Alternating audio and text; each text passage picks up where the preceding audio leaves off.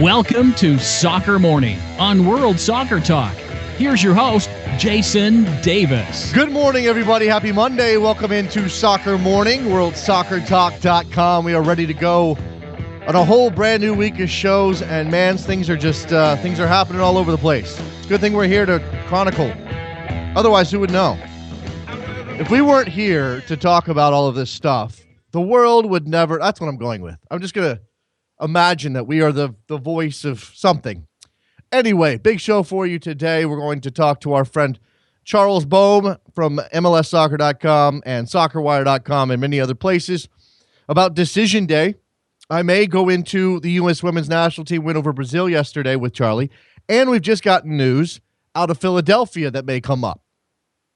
Big news out of Philadelphia. We had some lead up, some rumors, but nevertheless, big day to be a Philadelphia Union fan despite the fact that their season is over and they're not in the playoffs. Let's start with the news. We'll go into Decision Day in MLS leading off. Didier Drogba scores twice in about 2 minutes to help the Montreal Impact to a 2-1 win over Toronto FC. These two teams will face off again in the playoffs on Thursday in Montreal. Montreal's victory, combined with other Eastern Conference results, jumped the Impact up to the third position in the Eastern Conference. Columbus crushes DC United 5-0 to earn their bye into the conference semifinals. They jump into second place. New England beating NYCFC 3-0. That means DC United will now host the New England Revolution on Wednesday in the first round of the playoffs.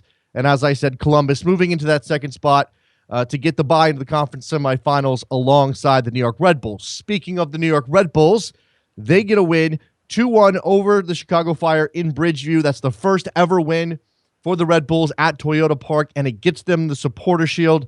They are the top team in terms of points over the regular season in MLS. FC Dallas beat San Jose 2-1, ending the Quakes' chances of the playoffs. FC Dallas comes up just short of the Supporter Shield, but they did finish first in the Western Conference. Seattle closes their season with a 3-1 win over RSL. Clint Dempsey scoring goals for Seattle, which is a good sign for them. Vancouver locks up second place with a 3-0 win over Houston. And because Sporting Kansas City beat LA 2-1 at Sporting Park, LA will now have to travel to Seattle for an opening round playoff match on Wednesday. Winner take all. Winner moves on. Big match. Two of the more highly fancied teams, certainly big spenders in the Western Conference, facing off the first round. That game is absolute fire. Portland thumping Colorado 4-1 to close out their regular season. Darlington Nagbe scores twice and picks up an assist. And now Portland, by virtue of finishing in third place, will host Sporting Kansas City on Thursday in the opening round of the Western Conference playoffs. So if you got all of that, we have our 4 opening round matchups heading into midweek with those conference semifinals opening up on the weekend. In the Premier League this weekend, West Ham heaps the misery upon Chelsea with a 2-1 win at Upton Park. Jose Mourinho sent off in that match. Watch the winner from the stands. Quite incredible images as he is in the box as West Ham supporters, West Ham fans cheer the victory for West Ham. Arsenal defeating Everton 2-1. Arsenal moves into first place with the win. This game happened on Saturday. It wasn't clear if they would still be in first as of Monday based on the Manchester derby, but in that game, Manchester United and City played to a very drab, scoreless, goalless draw. So Arsenal still remains in first place. Villa loses at home to Swansea, immediately sacks manager Tim Sherwood after the game. Right now, they are reportedly in talks to hire former Arsenal defender and Lyon manager Remy Gardet to replace him. Sunderland wins the Wear-Tyne derby 3-0 over Newcastle. That puts a lot more pressure on Newcastle. Liverpool plays to a 1-1 stalemate at Anfield with Southampton, and Spurs beat Bournemouth 5-1. Harry Kane with a hat trick for Spurs. In Europe, further results across the continent. Roma beating Fiorentina, moving to first place in Serie A. Bayern crushing Cologne 4-0. Dortmund 5-1 winners over Augsburg to stay there in second place. And PSG stays perfect in France with a 4-1 win over Saint Etienne. The U.S. women's national team, as I mentioned, beating Brazil 3-1 in front of a crowd of almost 33,000 fans at the Citrus Bowl in Orlando. The Americans sent off retiring players Lori Kolupny and Lauren Holiday in style with the victory. Stephanie McCaffrey becomes the 18th U.S. women's national team player to score in her debut, the first one since Kristen Press.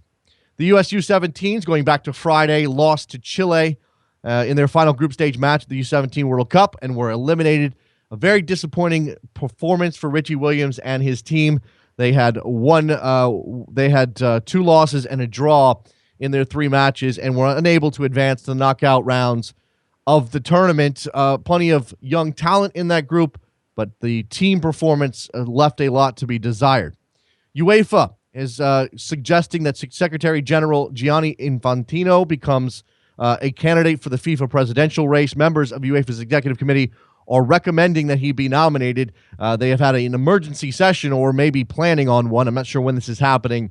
To recommend Infantino. He's been Michel Platini's right-hand man at UEFA for 6 years. He joins a crowded field that now may include Sheikh Salman of Bahrain, although I've seen tweets this morning that suggest Salman has not yet submitted his paperwork and may be having second thoughts.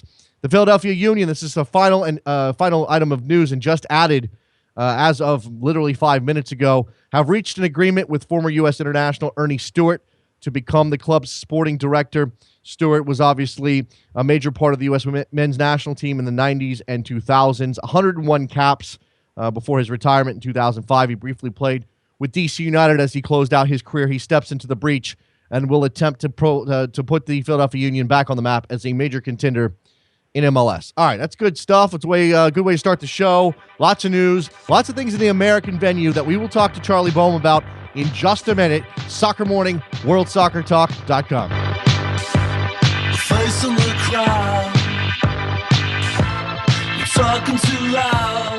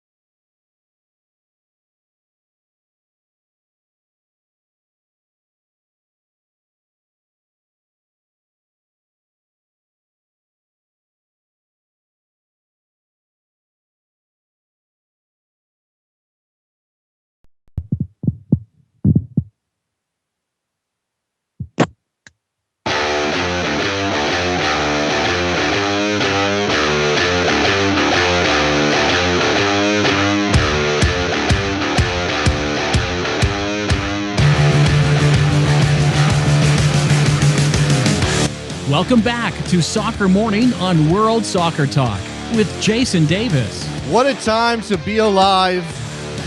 American soccer all over the place. Joining us to talk about everything that's happening. We're going to cover it all, and I know he can speak about it in intelligent terms and knowledgeable ways. Charlie Boehm, MLSsoccer.com, SoccerWire.com, CBOEHM on Twitter. Hi, Charlie. Hey, Jason. Intelligence on a Monday may be a stretch, but I know you've had coffee. You're a journalist. You're a coffee guy. You've had coffee, right? Yeah. Oh, yeah. Okay. So we need some coffee to sort of flesh out everything that happened yesterday. Decision day in MLS, the first time the league has chosen to go to simultaneous starts. Not everybody, but divided by conferences, with one exception. We've already sort of outlined that before the games. We've got our playoff teams. I think for everything that all the permutations that were on the table coming into the weekend. I was just waiting for the games to happen so I wouldn't have to worry about them anymore. Here we go. When we look at what happened yesterday and the teams that actually had something to gain, who gained the most? Ooh, that's a fun question. I would say actually it was a great day for Vancouver because that's a team that was really limping down the stretch, really hit by injuries. Their attack had gone cold. It wasn't clear who was going to step up for them, who was going to be available, injury-wise, and I'm sure we'll still have some questions about that over the next week. But they took advantage of their home cooking. They got a comfortable result against Houston, and now they're in the second spot in the West, so they've got an extra few days off, and they can use it as much as anyone with their injuries and some of their selection questions. So a great way to sort of level things out and correct the course for the Whitecaps. All right, fair enough. In the Western Conference, the Whitecaps move into second place, get that bye. In the Eastern Conference, look, New York was playing for a Supporters Shield yesterday. They locked that up. That means home field all the way through if they make it. But there was still a lot to play for below them. DC United and the Columbus Crew at Matt Fire, whatever, it's Stadium. And the Crew just put a beat down on DC United. I watched that game, Charlie. It was one of the national television games yesterday. I was just amazed by the lackluster performance from DC United. There was no fight there. What's the problem? Yeah, so I didn't get to watch much of that match. I was assigned to the Montreal Toronto game during that time slot. But listen, there's no questions left really. I mean, in terms of the performance, the scoreline, the psychological impact on both sides. You just can't do that. I mean, going in, it's effectively an early playoff game for both those clubs because the second seed is on the line in the East. It certainly has its benefits, and United just didn't show up. They just didn't show up, and that's not something that Benny Ball, that Ben Olsen's style, is supposed to allow for. Yeah, they get beat. They often get outplayed in terms of chance creation and possession, but they're not supposed to get just whipped off the pitch that way. And so that's that's a tough result for them. Now maybe Ben is going to be able to spin this one and play the nobody believes in us card, use it to piss off his guys a little bit and get them whipped up. They certainly now have something extra to play for. They've got basic pride at stake when New England comes to town this week. So maybe that he can polish this thing that they laid, polish it up nicely. But I don't see how you get over the psychological impact of that game in just a couple days. And then on the flip side, of course, Crew SC has shown us flashes of real quality this season. Mm-hmm. A lot of doubts about whether they can produce that in the clutch and produce that reliably. And boy, that's a marker right there. That is now a team to beat. And it is, and they did it without Kamara and Higuain, and obviously stunning. Berhalter's going to put those guys back in the lineup when they go into the playoffs next weekend. But that's a big confidence boost. I thought Jack McInerney was very good. Obviously Ethan Finley scoring goals, but what I saw, and you didn't watch the game, so you'll have to try to I know you watch enough Crew this year to know what this is. There are certainly gaps. I mean, Affle was up the field so high at various points. Nick DeLeon basically had free reign on the left hand side of the DC United attack, but there wasn't an ability to convert that into real chances for United. I think better teams take advantage of the Crew. So what is it? I mean, when you look at them as a playoff contender, how do they manage to cover for those deficiencies? Or are they just going to have to go out and outscore everybody? You talking about the crew here? Yes. Yeah, I think they're comfortable in a track meet. I think that the home field advantage is really going to suit them because it allows them to dictate a bit. Now, certainly they've been vulnerable on the counter, and I think there's still a question that remains. Teams those fullbacks love to race forward into the attack. There are spaces back there. It's going to take intelligent teams that have a good counterattacking patterns of play in place. For example, like I think New England matches up pretty well with the crew. The Red Bulls matchup if the seeds, if everything goes chalk in this bracket, and then we see Red Bulls, Crew SC in the conference finals, I think that'll be fun because there's a lot of interesting matchups there between the press versus the the sort of all systems go run and gun that Columbus like. So the question I think is, do opponents have those guys that can sneak into those little gaps and seams, especially along the flanks, force their center backs to make tough decisions, and kind of catch them in transition. I think that's how you beat the crew. But right now, they're very comfortable to grab the ball and keep it a while and make you chase and try and stretch you and move you around the field and create overloads and push numbers into the attack. Yeah. Certainly. So Columbus on a high coming out of the regular season, DC United on a low. We've already talked a bit about let's talk about Drogba. Let's talk about what Montreal has done since his arrival. They beat TFC 2-1. Now, I don't know if Toronto really felt the impetus to go after this thing. They should have. Obviously, it would have helped them seeding-wise. Maybe they get a home game. As it is, they've got to go back to Montreal now. So if we're talking about who had a lot to lose on the in terms of the playoff positions, other than teams that missed out, maybe TFC's on that list. Yeah, the Reds afterwards said, I think it was Jonathan Osorio said, this game means nothing. The real game is Thursday. I think they're one of the Thursday games. That's easy to say afterwards, but they had this game. The first 45 minutes clearly shaded Toronto. They had a 1-0 lead at halftime. It looked as though they kind of figured out Drogba. Their two center backs kept him pretty quiet for the first 45. Michael Bradley and Benoit Cheroux are a very intelligent, very aware central midfield partnership. I think they felt like they had a pretty good handle on this game, and then it was just some halftime adjustments, and then a few moments of Didier Drogba beast mode. Really, what it came down to, that game was decided on a less than 5 minute span, right around the 50th, 55th minute, and Drogba has shown he can do all the grunt work you expect from a number 9. He can put in the work, and then he can also create chances, and he can dispatch chances without needing too many of them. Just a class player. I'm still in shock that this man is 37 and a half years old, because he's just the complete package and really just exploited a few breakdowns. And I think for TFC, they've got the same questions that sort of lingering that they've had for months now. Is that defense, especially the heart of it, those center backs, do you trust them? Can they be disguised, or can they step up enough in the postseason now to where all those other solid contributors around the field can make the difference? Because right now, Ahmed Kantari, their center back, looks like the weak link to me, and I'm not sure what their plans are for disguising that. Well, I mean, an inability to mark Drogba on both of those goals. Again, he scored twice in roughly a minute and a half. Now, and carbon copies, really. Yeah, both little redirections from Drogba. Great goals. He because he's changed Montreal so much, and because of him, I'm sitting here thinking, Charlie, this might be a dark horse. I mean, they might be an MLS Cup final contender, but just based on what Drogba has done for them. But that means that if he goes down, if he's not unable to play, you're flipped on the other side. And he did take a cleat to the knee, hobbled around for about 5 minutes. It looked like he may even have to come off. He ultimately didn't. I don't know if he was acting. I don't know if he was milking. I don't know if he's time wasting. But if let's imagine that Drogba takes a knock and can't play, whether it's the first round game on Thursday or beyond that, if they win, what does that do to Montreal's chances?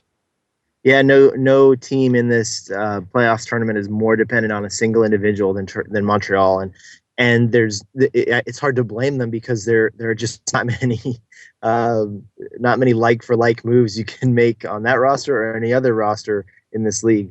And it's a force of will too. I mean, the personality he brings to that team, the leadership. I got to talk to Wandril Lefebvre, their local boy.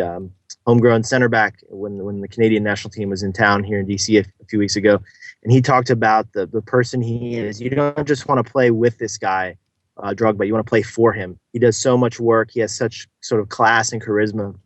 And he said, "Listen, I know as a center back, if I'm under pressure, I can just chip that ball into his general vicinity, anywhere within 10, 20 yards of Drogba, and I know he's going to go fight for it. He's probably going to bring it down on his chest, and then we play from there." And that's obviously that's just what a number 9 is supposed to do, but nobody does it as reliably, as powerfully as he does.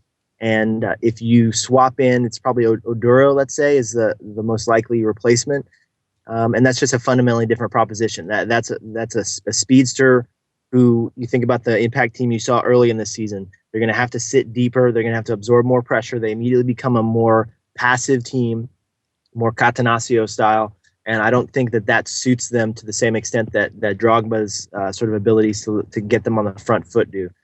They can play that. They can sit deep and soak up pressure, and they may well have to do that in these playoffs, as they had to do in the CONCACAF Champions League run they made. But with Drogba, it's just he gets everyone around him playing better. And you could see even yesterday, fascinating to watch him drop at times, sort of drop into midfield, and then Oduro is learning to play with him, moving into the space, still finding seams. So they've clicked so quickly, and it's very impressive. And I think they really are. They're where the Revs were last year. This sort of team that's maybe on paper doesn't look like the best in the East, but they're certainly the hottest team in the East at the moment. All right, let's turn to so Montreal hosting Toronto and DC United hosting New England. Those are your opening round matches. In the Eastern Conference, Columbus and New York awaiting the winners of those matchups. Out west, Seattle coming out of the regular season with a win. Clint Dempsey looking engaged. That's obviously big. That makes them they go from, wow, I don't really believe in Seattle at all, to, wow, maybe they can go win the whole thing. They're a little bit like Montreal in that way, although it's not based on one player. Yeah, it's based on 2 players. It's Dempsey and Oba. And as Obafemi Martins and Clint Dempsey go, so go the Sounders.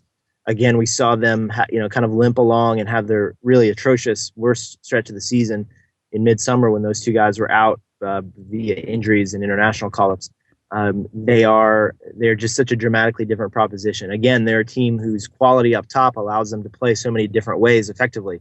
If you have to push them back, guys like Chad Marshall and Brad Evans are smart. They're communicators. They're good defenders. They can soak up pressure, and then they can beat you with just two guys in the attacking half. I mean, that's how good those 2 guys are up top with the combination play and the rhythm and the movements that they can construct. And then if they want to jump on top of you and dictate, they can do that as well. And they certainly can do that really effectively at CenturyLink with a loud crowd, with wet, greasy, fast turf underneath them that they're very comfortable with. So they're a tough proposition, especially at home. The West is just, I think college football fans may recognize the phenomenon here. It's sort of like the Southeastern Conference in college football, where the best teams are just bashing each other's brains out over there on the West side. And it really does make you wonder if anybody's going to come out of there in one piece well enough to win in the Cup final. I think LA versus Seattle is we saw that as an epic 2-leg series last year in the playoffs, and I think we'll have a pretty epic 1-game playoff here, and we'll see if there's anything left of those 2 teams once they get through. Yeah, so LA losing in Kansas City. Sporting gets a 2-1 victory. Benny Feilhaber comes off the bench in the second half and makes a big difference. And not only is that what secures Sporting's place in the playoffs, they finish as the 6th seed and have to go to Portland. It also is what knocks LA into one of the lowest seeds, and they have to go to Seattle, as you mentioned. The Galaxy just, I said this coming into the weekend, and again, we've identified the team that had the most to gain and did so. LA for me was one of those teams that had a lot to lose if they didn't perform well, because they were going to have to face a road game in the playoffs if things went against them, and they did. And now they go from maybe your favorite or your second favorite to well down the list. And maybe it's just about Steven Gerrard, or maybe it's not, Charlie. Well, yeah, and you know, when you look at what Galaxy fans are saying on social media, there's frustration, and there's also completely mystified LA fans wondering what is their team right now. Are they going to show up? Is this? I heard somebody suggest maybe this is an epic sandbag job by Bruce Arena. Maybe he didn't think last week was, or, you know, this past weekend was crucial, and now maybe they can flip the switch. They have the veterans with the sort of, you know, the game face sort of mentality that can get the result when it really and truly is a must win. I don't know. I mean, I think they of course, with a team of that size and their sort of their glamour and glitz, they went out and signed guys that are not only acquisitions with a mind for on the field, but also off the field, and merchandise sales and sort of media footprint and everything. And right now, I don't see them as having improved the sum of their parts with Dos Santos and Gerrard. I mean, maybe it's just a matter of time. Maybe they'll be a juggernaut again next season. But right now, it's not all quite adding up, and it's fascinating too to hear people suggest that an arena team doesn't want it as badly as the opposition. That's really surprising. I do wonder if they're going to really bear down over the next couple of days, tweak their tactics a bit, really kind of get into guys' heads and demand something more, because this is a group that regardless of the sort of newness of some of the partnerships and combinations, I expected them to play with a bit more pride, and I expect them to at least come out with that edge to at least, you know, go out fighting, because you can ask questions about whether they did so in KC. All right, so our Western Conference matchups, and I really haven't had – well, okay, before we move on to the off-the-field news in Philadelphia, I guess I should give some credit to the Portland Timbers. They finished strong with a 4-1 win over Colorado. Now, the Colorado's a patsy here, but Nagbe scoring twice, getting an assist, looking to be rounding into form at exactly the right time for Portland. It could be huge for them. Yeah, no Diego Valeri. I think it's important to recognize that there's an incalculable benefit to getting results without your star men. The belief that can represent, even in subtle ways at this point in the season. We saw it with Columbus, and I think with Portland, it's the same. They finally have a little bit of an identity, a sense of who their stars are, who their clutch guys can be now. I think it's a team that really is going to love being able to host a game. I'm sure that Providence Park will be rocking, and they're one of the big winners too from the weekend, because they've answered some questions. You know, there's been a lot of doubts about that Timbers team, and I think a lot of them have been assuaged. I think a lot of their fans who've been kind of looking for a sign for months and months now, and they've finally gotten it. All right, so the Western Conference playoffs, Portland hosting Sporting Kansas City, and the LA Galaxy having to travel to Seattle. Both those games are fantastic, and if somebody had tried to sell us on the playoffs looking like this at the beginning of the year, I'm not sure we would have believed them, especially with FC Dallas in first place and the Vancouver Whitecaps. Those two teams, this could be very fun, is all I'm going to say. And as you said, the Western Conference beating up on each other. Before we run out of time, though, with Charlie, we definitely have to talk about the big news this morning. Philadelphia Union have agreed to a contract with Ernie Stewart, former U.S. international, obviously recently of AZ Alkmaar in his native Netherlands. Charlie, what does this mean for Philadelphia? Yeah, this is enormous, and I think you probably recall I was very dubious as to whether they could pull this one off. So huge credit has to go to the Philly front office. Again, you know, it's one thing to lose games and miss playoffs and have all that, you know, the frustration that comes with lack of success on the field, but their fans finally have something positive. I think they're probably feeling really good about things at the moment, because Nick Sakiewicz, the longtime executive, just wasn't getting it done and had become a little bit of a boogeyman for fans. He's out now, and to replace him effectively, and we'll see what the organizational structure looks like under the new system. But I think Ernie Stewart is just a dream hire. I mean, you couldn't ask for someone better in terms of knowledge of the domestic scene, connections, and knowledge and networking in the global game. Great track record of developing talent, of improving players, of identifying players. So again, when you look at what Philly's got, the tools they have are substantial, and people, I think, sleep on this club a bit. It's a big media market. They've carefully crafted a very impressive, very progressive youth system. I think Ernie Stewart is as good a candidate as anyone to sort of put all this together and create a better product. And I think he will, just a matter of time. So what's job one for him, do you think? I mean, this is a club that has chosen an alternate path in terms of youth development. I know you've looked into that. Obviously, the results on the field have been lackluster. They've brought in some interesting pieces that have not settled in. There seems to be some confusion over what kind of style they want to play. And then there's the fact that, Jim Curtin, I don't know that he's overly convincing for anybody, despite some relative success, at least in the Open Cup, and being a local guy. Yeah, well, they went for personality over resume with that hire. Philly is a place that has a clear sort of cultural identity as a community. Jim Curtin is a native. He fits into that. I think that proved to be the sort of his main hook, more so than his experience. He did have a good track record coaching at the academy level. He does know the league very well, but he's one of those, yet another of several guys around the league who've been asked and who have had to learn on the job, which is a tough gig. We'll have to see if Ernie Stewart believes in him, if he's the guy, or if Stewart wants to bring in his own guy. That's certainly possible there. It's unclear whether he's come in, and made an agreement of some kind before taking the job about the head coach. Maybe we'll learn more about that at the press conference, and there's a good media crew there in Philly that can dig up the behind the scenes relationships there. But so that's a question for sure. Is Curtin his guy? And then second, again, what is the identity? I think he's in a good position at having come from Alkmaar as a club that's a selling club that nonetheless competed very well because they were very good at the process. They were able to identify talent and then get it playing well as a cohesive whole. I think most of the time he was in charge. They had a very sort of orthodox Dutch 4-3-3 system. We'll see if he's married to that look or if he lets his coach figure that sort of stuff out, and then we see how much money he's going to get. Right? They've not been a huge spender. I think certainly Jay Sugarman, their owner, has invested, but not necessarily playing with the big boys in terms of the $6-7 million men. He's brought in smart guys, smart signings, guys like Tranquilo Barnetta. Sebastian Letou is a veteran who I think will hope to be back, and I expect him to be back on an option year.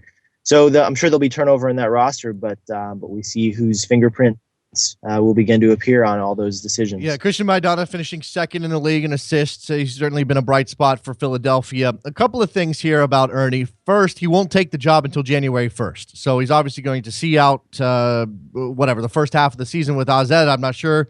So there's some reason for him to wait to take the job, just getting his affairs in order, I imagine. So you have a question over what happens between now and January 1st if decisions need to be made. I'm sure he'll be getting phone calls, but he won't be on hand to be a major part of that. And then there's a question, Charlie, and you brought this up before when you were speculating that this may not happen, or you had some doubts over it because of Ernie's previous frustration. And we are talking 10 years ago with the structure and rules of MLS. Do you think that Ernie has a full grasp of those? I mean, that's sort of a guess. Or do we imagine him bringing in somebody who is ultimately familiar with the ins and outs of the league's rules in order to help him along? Yeah, so he finished his playing career with DC United here in MLS.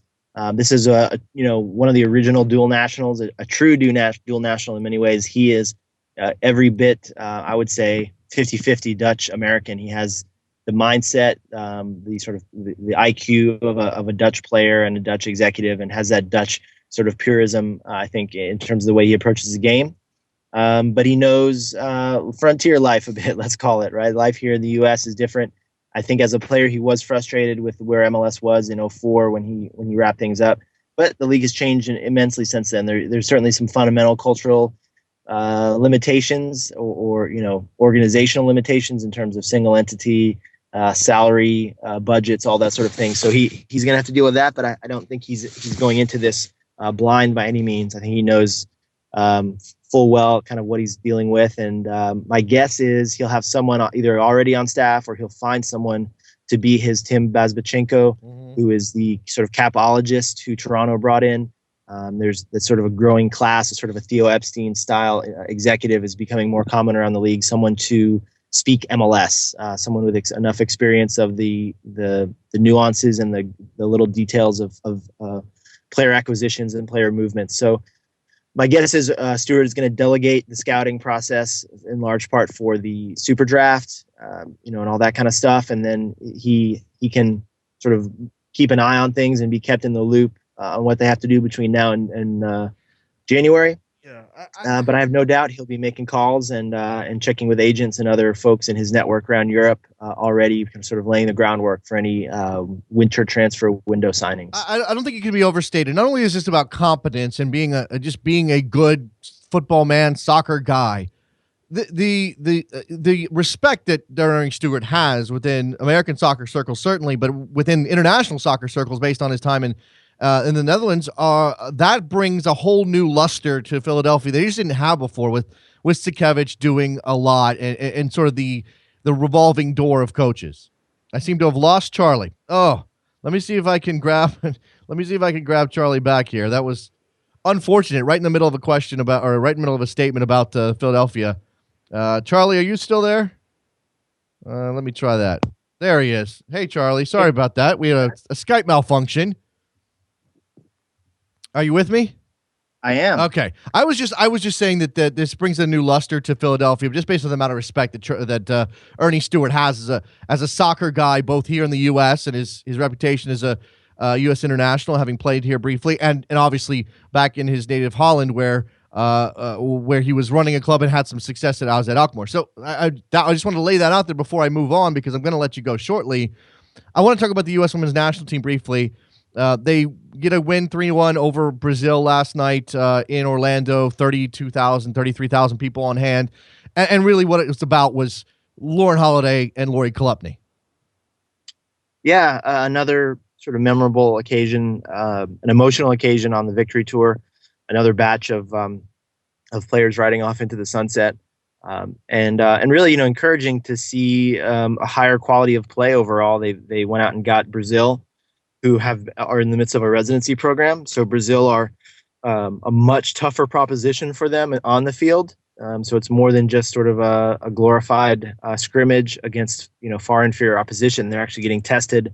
I think Jill Ellis, the coach, is learning more from these two games against Brazil than she's learned in the months since the World Cup. There's a lot of good stuff comes from there, and Brazil's laid down a pretty effective marker, I think, of where they can be for the Olympics next summer. I think they're ready to show their best in a way they didn't show in the World Cup over the summer, and so it's fun to see teams testing the U.S. a bit, and maybe a preview of fireworks to come next summer in Rio. Yeah, we did see a goal on her debut for Stephanie McCaffrey, and obviously there's some injection of new blood, not just because you have players retiring, but just because there's going to need to be some younger faces in this team for the Olympic squad. Although it's a very tight squad, and heard some discussion on the broadcast, which I was sort of in and out with, about how difficult it's going to be for Jill Ellis. I think it's only an 18-woman squad for the Olympics, Charlie. Yeah, it is a smaller roster, significantly smaller. So there's going to be a couple of, I think, shock absences. There'll be some snubs on the final roster. But it's a problem that every coach in the world would love to have, because the depth, even with all the flaws, of the player development system here in the U.S., no country on earth churns out really top level potential internationals the way the U.S. does still. And it's the average age of this team has been kind of spiked older, because there's such a devoted core, a very trusted senior core to this roster. But they and there's factors at play in terms of their collective bargaining agreement. They're very well protected, and so seniority is highly preferential in the women's national team setup. That said, you could field a really competitive team just out of debutantes. I think players that have earned their shot at the highest levels of the college game and in NWSL. NWSL, which was founded specifically to create a competitive environment for current and future national teamers, it's working. There's players coming through all the time. There's talented players that still aren't getting their shot. And we saw, Morgan Bryan, one of the youngest players on the team at the World Cup, was one of the best and most important players. So really a lot of excitement, even though I think a lot of their fan base loves the stars. They love the established names. I think if you love the overall team ethic and you want to see the best possible U.S. team, There's a lot of fresh blood that should be very exciting right now and over the next year or two. And those women are stars in the making. Absolutely. Tobin, Heath, Morgan, Bryan, that there's so much talent here available, and we'll see how Jill Ellis works it in. It's obviously those women already part of a world championship team. Charlie Boehm, CBOEHM on Twitter. You should absolutely be following him and reading his work at MLSsoccer.com, SoccerWire.com, USSoccerPlayers.com, wherever else Charlie pops up. Appreciate the time as always. Thanks for having me, Jason. There goes Charlie Boehm. Good stuff from him. Let's take a break. When we come back, we'll open up the phone lines on a Monday, talk to you. Decision Day, Premier League, U.S. Women's National Team. Ernie Stewart returns to America. Soccer Morning, WorldSoccerTalk.com.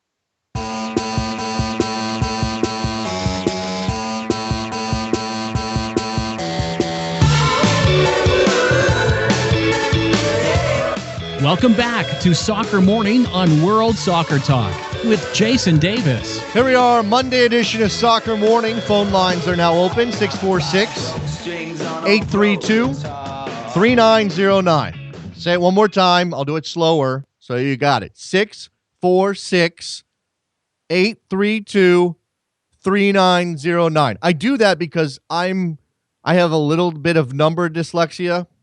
Sometimes when I'm trying to memorize a number, it gets twisted up in my head. So I say it slowly so you can write it down, try to remember it, give us a call. It is an interesting Monday. We have the fallout from Decision Day with MLS as those teams prepare themselves for the playoff run. 4 games over 2 days in midweek to get into the conference semifinals. We've got Wednesday and Thursday action coming up, and don't blink, because it's going to happen soon. Like you better get ready for Wednesday. Here's something I saw. Our friend Jonathan Tannenwald from Philly.com was on Twitter yesterday, and there's this general feeling that MLS screws up, especially television broadcasts and scheduling more often than not. Okay, and it's a well-earned sort of reputation for a lot of reasons. But when it comes to this playoff in 2015. We have seen progress, and yet we expect a full jump to a even further a bit of progress, and we get frustrated. So, for example, LA, Seattle, CenturyLink Field, 60,000 people. I don't know what they're going to sell. 60,000 people. You want that game because of what it represents, because of the 2 teams involved, because of the money that's going to be on the field. You want that game on national television as a major selling point for your league. Okay, it's on national television. It just happens to be on Spanish language national television because all of the knockout round games are on Unimas. Now, that's not the best. Of course, we would love to have it on ESPN. Of course, we'd love to have it on Saturday. I don't know the reasons why we went midweek here. And remember, there is a break in the playoffs between the conference semifinals and the conference finals because of the international break. That's when it happens, right, Trevor? It's conference semis get done. We're going into the conference finals, and we have like a 2-week break or whatever because of the international break when qualifiers start for the U.S. men's national team. So nothing is going to be perfect here. I'm not saying it can't get better. It can. But let's be happy that all 4 of these games on Wednesday and Thursday are actually on television that we can watch. Because we've had years when playoff games in MLS, playoff games, were only broadcast locally. And you had to have MLS Live or MLS Direct Kick to get it. Let's go to Roberto in Connecticut. What's up, Roberto? We should be privileged, like you said, to have been able to be watching these games nationally, and people shouldn't complain because of that. Just be lucky that we live in an age where this can happen. Yeah, I mean, it's one of those things. You want to push for progress. You want to push the league to do better. You want to push it for it to be bigger and put itself on the biggest stage possible. But they obviously have to work within the constraints of their television partners. They have to work within the constraints of the schedule. And again, not being in the room when these decisions were made, I can't tell you if they made it for the right reasons. But yeah, all 4 games on Unimos. I have Unimos. Most people do. You get a chance to exactly. And I think that I think Jonathan was on Twitter. By the way, follow the goalkeeper if you're looking for this stuff. Identifying where these games are going to be simulcast in their local markets, if they are. Seattle's going to have an English language broadcast in Seattle. DC United does not. I don't think LA does either. But the channel that the game is on is over the air. So even if you don't have DirecTV or Comcast or whatever, you're still likely to be able to see the game. And again, that's progress. Even if you don't understand what the announcers are saying, and I don't know, try to learn Spanish. That go to my next point. Yeah, doesn't matter what language it is. If you're watching the game for the whole 90 minutes, just watch it. I don't think so either. It doesn't really matter. And you know what? If you really don't want to sit there and listen to Spanish language commentary, come on, it's always fun. I don't know. Exactly. Go to a bar, get your watch party together. If it's not an in-town game, I mean, obviously, if you're in Seattle, try to go to the game. If you're in DC, try to go to the game. Portland, Montreal, go to the game. But if it's not in town, go to your local bar, get a watch party together, mute the TV, and everybody watches. Just whatever. I mean, I don't know if you want. I don't think it's that big of a deal. I just don't. Exactly. It's basically 22 men and just a ball and a pitch, basically. I just want to stick to the MLS Cup playoffs first before I go into my actual question. I just want your predictions for the 4 playoff matches. Let's see. I think Seattle beats LA. I don't believe in LA, certainly on the road. I think, Portland Sporting is a toss. I mean, both those in the West are toss-ups. I will take Sporting. It may be a penalty situation, but I'll take Sporting in that game. As much as I love Darlington Nagbe, I think Sporting's probably a better team right now.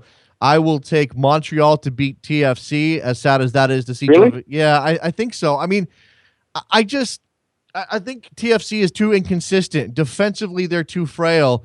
Drogba just ate them alive on Sunday. And then so I've got Montreal getting through. And I think I'll take New England on the road against DC. I think that Toronto one has to be the match of the Eastern Conference. Yeah, that's going to be a close one, that's for sure. So great because it's not. I mean, I know it's a rematch of this week, which is kind of.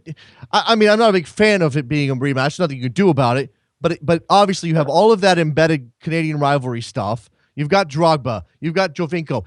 And Charlie Boehm just said no team relies on one player more than Montreal relies on Didier Drogba. But if there's another team that's close, it's TFC and Sebastian Jovinko. So those two players head to head with advancement on the line in a Canadian rivalry match, that's massive. Exactly. That's going to be one to watch, that's for sure. And I'm just sticking shifts now to Europe. And the last time we spoke about Chelsea, it was about I remember you were saying that, there's no crisis at Chelsea or something. Jose's not going to get sacked despite the bad form. I said that? Well, you look at probably you did. I don't know. But you said that you would rely on Jose to stay.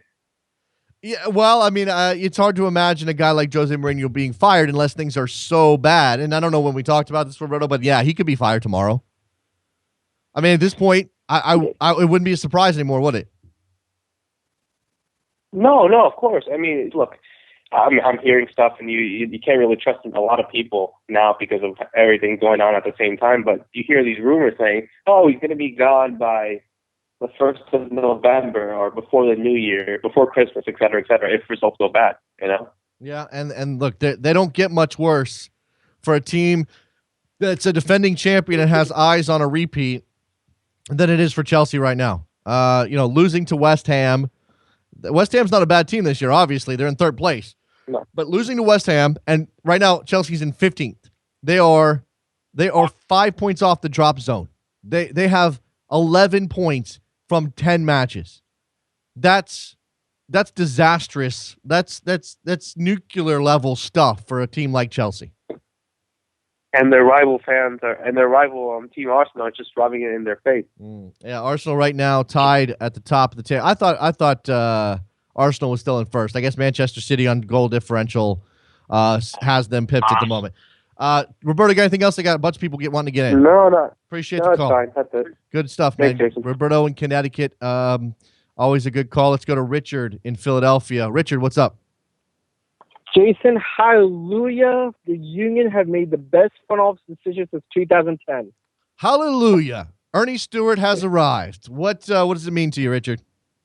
The wins are coming. That's what it means. Oh, okay. Well, let's just very briefly sketch this out because, again, he's not taking the job till January 1. That doesn't mean that things are going to go poorly between now and then, but there's going to be decisions have to be made. I think Curtin stays on. Everything out of Philadelphia says that he's probably going to keep the job. I don't think you rock that boat if you're Ernie Stewart, especially at the front of the year when training camp's starting in like a month. What can he do between now and the beginning of 2016 that gets you thinking we're going to be headed in the right direction? Well, I'm just throwing it out there because we're so far caught from the courts, but we still have to go through the roster. There's like Latou's, but we have your contracts with Latu, Maidana, Noguera. We need to figure that out. We're going to release some players at least to give some cap space, which is important, and we still need to figure out, if Curtin stays. I think Curtin should stay. But I know some people don't want him to be. It all depends on, I guess, what's Ernie's agenda going in. Because that was the whole thing with Ali Curtis coming in. It was, well, what's his agenda? Once he got his agenda, everything set out right for the Rebels. So it's going to be depending on the agenda. But this is just the see. But I'm excited because this is the first clear right direction move the Union have done in a long time. Because everything should either be seen to be backwards or nowhere. This is the first one where actually has them looking in the right direction. That has me at least a little bit excited for this upcoming off season and upcoming season. It's a positive. It's a positive step, and obviously Union fans needed that. Yeah, definitely, especially after the season. Like last night, yeah, they won, but it didn't feel great though. Like, okay, we won, but it didn't really mean anything. No, of course not. Of course not. And it's a penalty, and I'm not even sure about that penalty. And it's. Well, actually, no, maybe I'm thinking of a different penalty, but whatever. You win 1-0 against a team like Orlando, who really didn't have a shot to get into the playoffs. And yeah, look, the Union came up short of their goals this year. Well, that's why you make changes. It's why Sakevich is out. It's why Ernie Stewart is in, and we'll see what happens now, Richard. Yeah. One more thing, I disagree with you, Charlie Boehm, and you and Charlie Boehm. I still see the Galaxy winning. Okay. All right. They've always seemed to let the regular season do whatever, and just go slowly. And then once the playoff hits, the switch always turns on for Bruce Arena and the LA Galaxy. So we'll see if We'll see if Bruce has got his hand on the switch. Again, I think he's got to figure out Steven Gerrard. It'll be interesting to see. He's going to start. He's going to play against Seattle, but is he going to be effective? By the way, I completely spaced on Unimos in English, the SAP function. So. Yeah, I imagine that'll be available. Although with double headers 2 nights, do they have the coverage for that? Do they have the English language announcers for that? Because I'm not sure. That's a lot of bandwidth there. Mark Fishkin, what's up, Mark? Happy Supporter Shield Day. Thank you very much. It's getting to be somewhat of a habit. I think. 2 and 3. It's almost like you're successful. I'm so sorry. I'm so sorry. That's fine. Listen, after going 18 years without a single meaningful trophy, 2 and 3 years feels really fantastic. It's got to be good. And I had a question. Somebody asked me on Twitter, I think yesterday, for this show, and I'll ask you since you're here. I think the question essentially was, can't find it. Do you think that this was always the Ali Curtis 300-page plan place that they would be? I mean, you're not going to turn down success, or do you think that this is actually a little earlier than expected? I honestly can't imagine that Ali or anyone, and we talked to Ali last week on Seeing Red, thought that this was going to come together quite so quickly. Listen, the marathon is over, and now it's time for the sprint. The one thing I'll say is a phenomenal job by the league for decision day as a concept. Great job in terms of making the switching the game from 5 to 7 p.m. Eastern kickoff. So you had that last 10 minutes where Dallas was winning and Chicago had the Red Bulls on the ropes a little bit. It was a great, wonderful tension, and of course, for Red Bulls fans, turned out to be terrific at the end. Absolutely, yeah. I was actually in my car during most of the Red Bulls game, listening on Sirius XM, and it was, you could hear it in the voice of the announcer, and certainly I saw some of your tweets that it was okay. We're bringing on. You brought on Zubar at one point to try to just lock it down, sort of desperation soccer. And look, it's not pretty from a Red Bulls perspective, but that's what that day and all those games happening at one time gives you, right? I mean, certainly Jesse Marsch knows what's happening in Dallas, so it's a matter of, okay, we've got to hold on to this 1-goal lead. Let's throw on defenders, and then we get this frantic end. And I thought it was brilliant. I thought the whole day. I mean, the Eastern Conference was boring for a while, and then all of a sudden things started happening. We got like 3 goals all happening essentially at the same time. Montreal was down, and then they were up, and it was the changes to the matchups, the playoff matchups happening in real time was fascinating. Yeah, and so much change, and I don't think anyone saw necessarily Columbus taking care of DC quite so handily. No. And they are absolutely limping into this game with New England, and I can't imagine too many folks are going to pick United to win at home. I'm not. On Wednesday night. I'm not. The Canadian matchup will be terrific. I mean, all these knockout round games are going to be wonderful. And after such a terrific finish, having I was a big opponent of going to 6 playoff teams per conference, but looking at these games that are going to be played midweek, they're all going to be high tension, terrific theater. And the regular season was just a phenomenal finish. Here's something fascinating to consider from your team's perspective, from a Red Bulls perspective. I mean, obviously they wanted to go to Chicago, get a supporter shield, second in 3 years, blah blah blah. They weren't playing for seeding, but everybody else was, and there was certainly a possibility that it could have come out with Montreal in 6th place, and then Montreal's going on the road to face somebody in the first round. But if they get through that, then that's the team the Red Bulls would have faced in the conference semifinals. I think that, like I said, as we look at the matchups here, because the Red Bulls are going to get the lowest remaining seed between those 4 teams. So you've got you've obviously got New England as the 6th seed in the East. That's not necessarily a team you want to face should they be DC United. They're 5th, and then 6th place is TFC, and then TFC comes into if TFC manages to beat Montreal. They're playing the Red Bulls. They've got Jovinko. They've certainly got enough talent. I just wondering what you make of who you want to see and how those spots played out, so that now again it's conceivable that you get TFC or New England in the playoffs or DC, right? And or the DC Red Bulls United can't play Montreal in the next round. Yes, which it's only really is a godsend, frankly. I mean, they are blazing white hot. And even though New York was able to take them down in the last few weeks of the season, that it was a match without Piatti on the field for the Impact. Yeah. They were able to manage Drogba, who was only held to a 1 PK. But yeah, I mean, New England, obviously there's a ton of playoff history.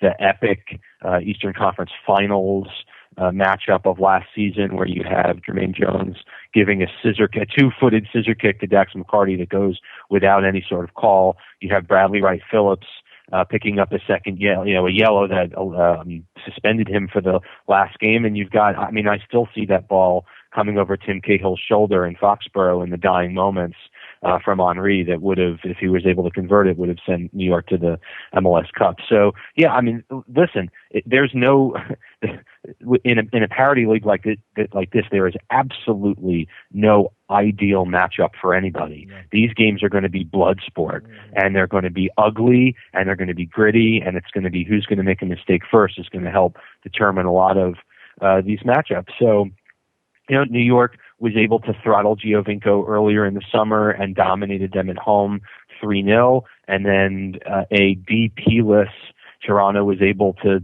somehow beat New York and hold on until Giovinco can do that wonder goal.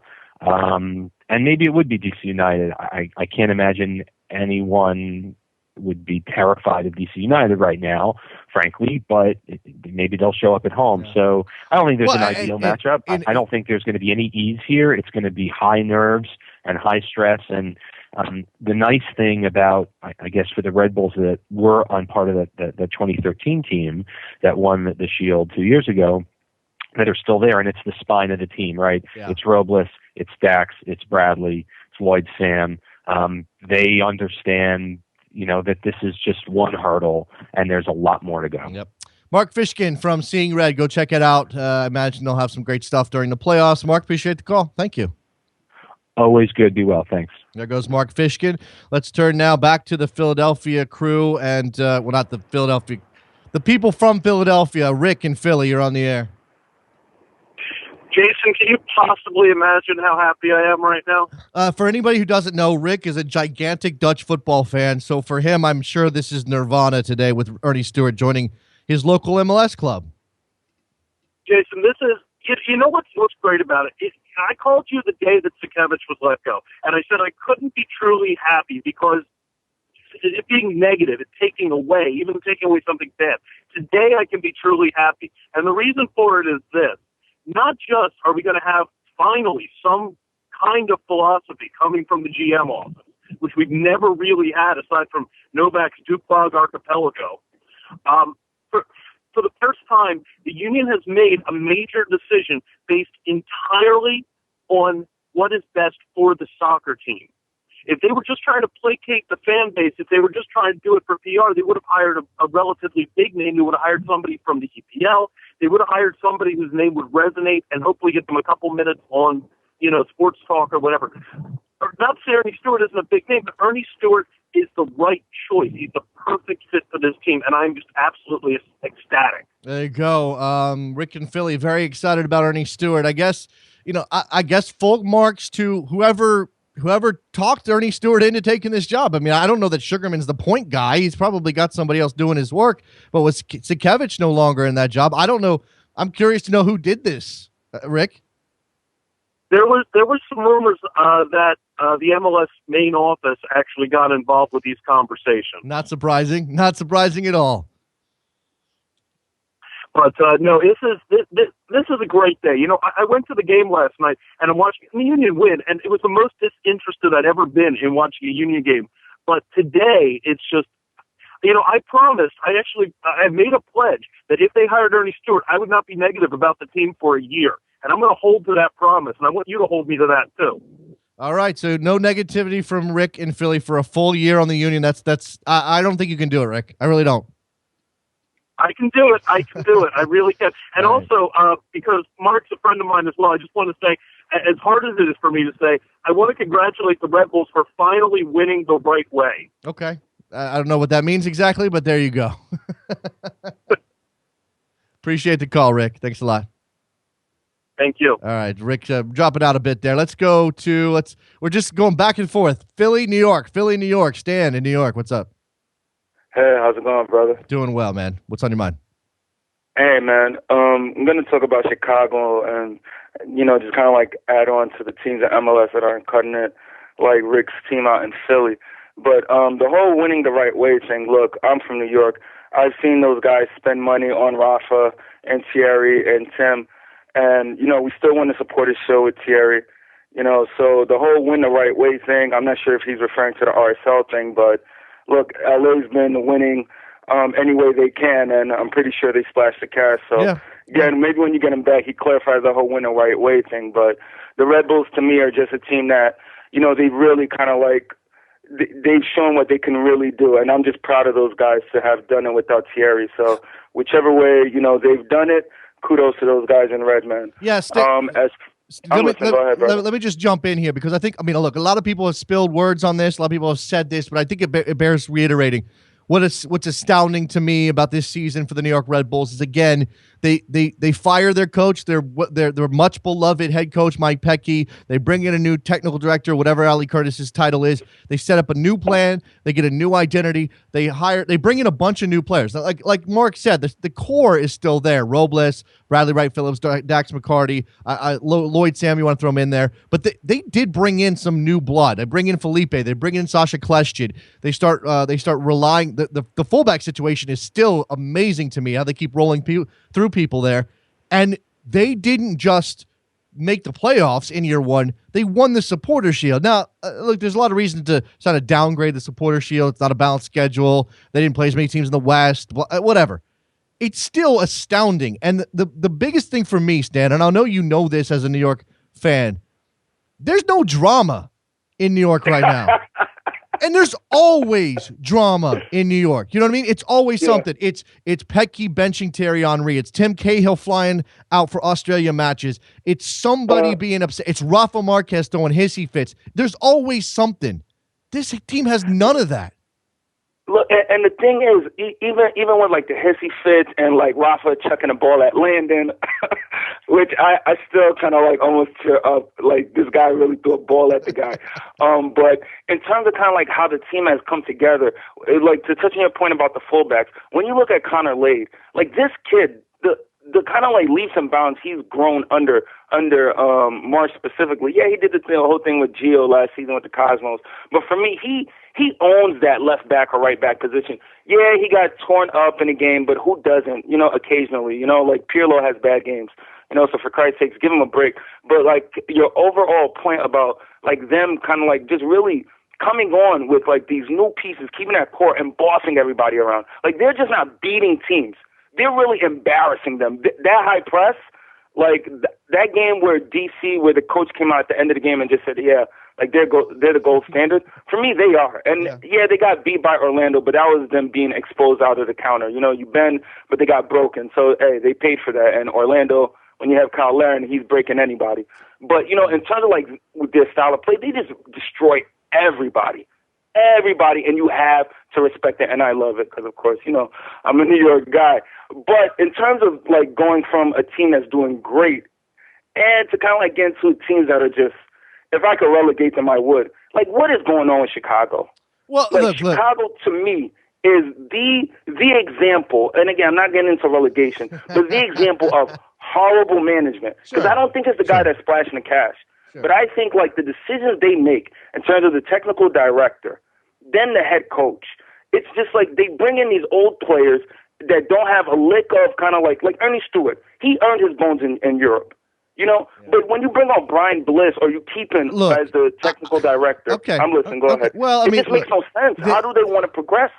We have to wait and see. They've got Nelson Rodriguez. Okay, a lot of people respect the hell out of Nelson Rodriguez. He's been part of MLS and the structure for a long time. It's a very different sort of hire and different jobs than what Ernie Stewart's going to do in Philadelphia. But I think it sets the table for them to make some positive steps. I'd like to see them go after a young, smart coach, somebody who can step in. I'm not sure who it is right now. I have to go through the mental Rolodex. If Jason Can I interrupt? While you said coach? Wijnaldum. Okay. Give them Wijnaldum, okay, look. And I'm telling you, you need somebody with the backbone and the pair to say and implement the style that he believes. All right. I would love to see Eric Wijnaldum in this league. I would love for them to take a shot on him. I don't know if they have.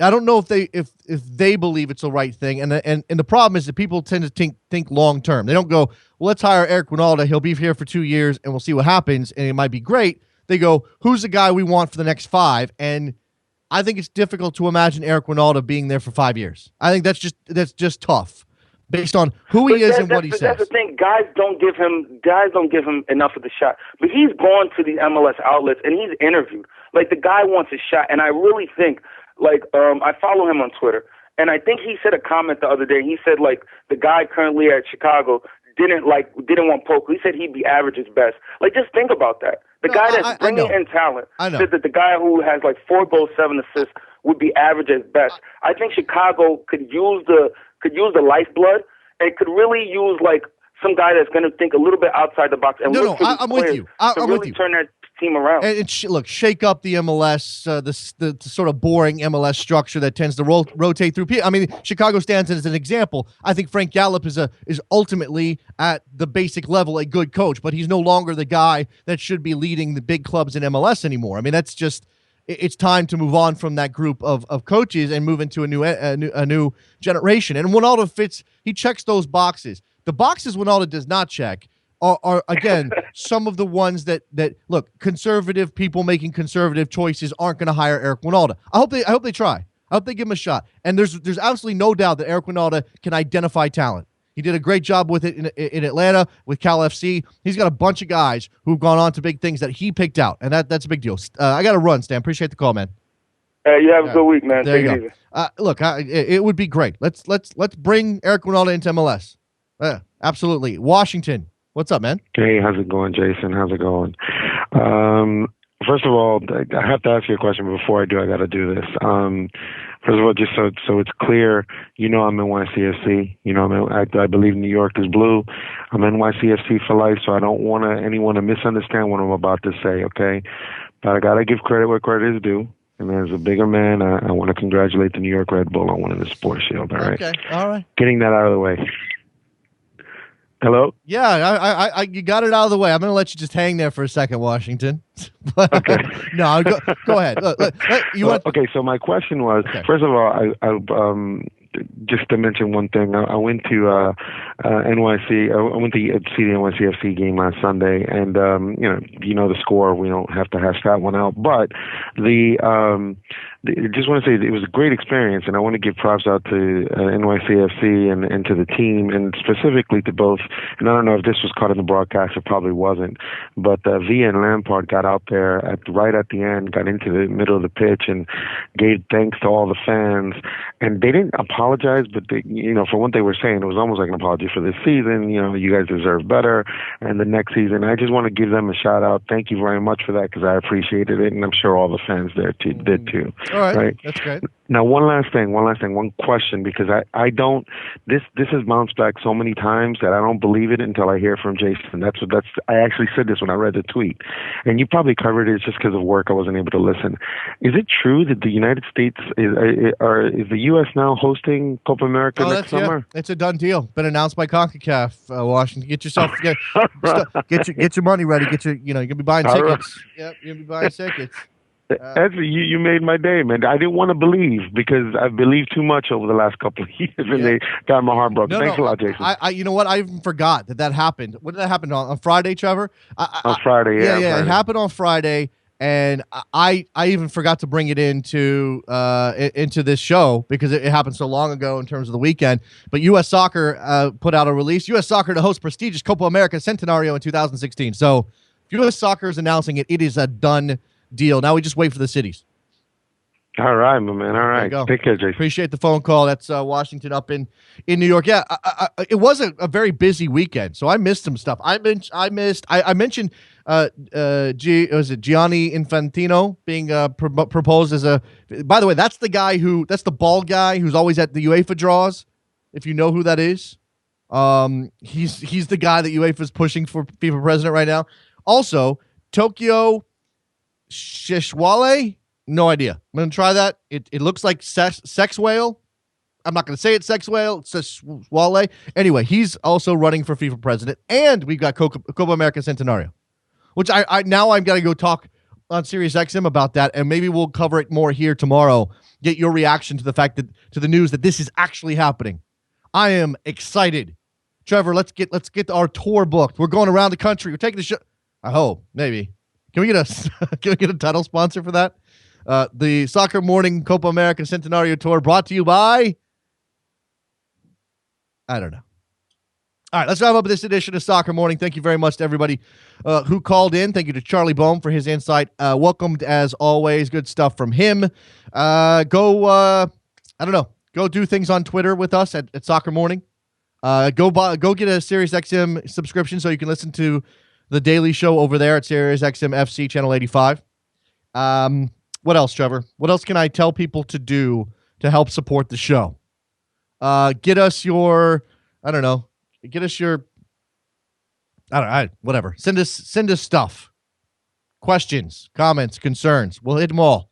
Go to iTunes. Do all that. All right, we're done. Thank you very much. We'll talk to you guys tomorrow. A big Tuesday show. Playoffs. Playoffs start on Wednesday, guys. It's here. Soccer Morning. Talk to you guys later. Bye.